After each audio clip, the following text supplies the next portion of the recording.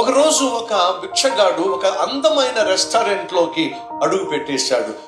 బట్టలన్నీ కూడా పూర్తిగా మాసిపోయింది, గడ్డం మాసిపోయింది, ఎంతో కొంత వాసన వస్తుంది. అతను ఖరీదైనటువంటి రెస్టారెంట్ లో అడుగు పెట్టేసరికి మేనేజర్ చూశాడు, కొంచెం కోపంగా కొరకొర చూశాడు. రేయ్, నువ్వెందుకు వస్తున్నావురా లోపలికి అన్నట్టుగా.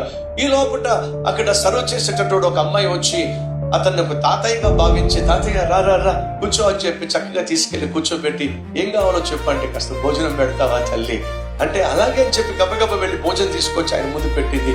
అవురు మంటూ తినేస్తా ఉన్నాడు.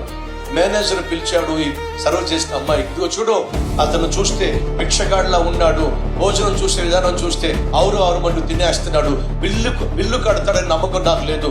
ఒకవేళ భిక్షగాడు కానీ బిల్లు కట్టకపోతే ఆ బిల్లు నువ్వే కట్టాల్సి వస్తుంది, ఆ ప్లేట్ అంతా, ఆ ఏరియా అంతా నువ్వే క్లీన్ చేయాల్సి వస్తుంది, ఆ కంప్ అంతా కూడా నువ్వే క్లీన్ చేయాల్సి వస్తుంది. అర్థమవుతుందా నీకు? అలాగేనండి, అవసరమైతే ఆ బిల్లు నేనే కడతాను లేండి. పాపం ఆకలితో వచ్చినట్టున్నాడు, ఆవురు మందు తింటున్నాడు, తినేవ్వండి అని చెప్పేసి తిన్నిచ్చింది. కొరకొర వడ్డించి లోపలికి వెళ్ళిందో లేదో ఆ భిక్షగాడు కనీసం థ్యాంక్స్ కూడా చెప్పకుండా వెళ్ళిపోయాడండి. ఆ హోటల్ మేనేజర్ అడుగుతున్నాడు, బిల్లు ఏది? నేనే కడతానండి. అతను పాపం ఆకలితో వచ్చుంటాడు, తినేసి వెళ్ళిపోయాడు. ఆ బిల్లు నేనే కట్ట చెప్పాగా ముందే నీకు, వాడు బిల్లు కట్టలేదు భిక్షగాడు అని చెప్పేసి తీసుకొచ్చి కూర్చోబెట్టి అన్నం పెట్టావు, నువ్వు కట్టు మరి బిల్లు.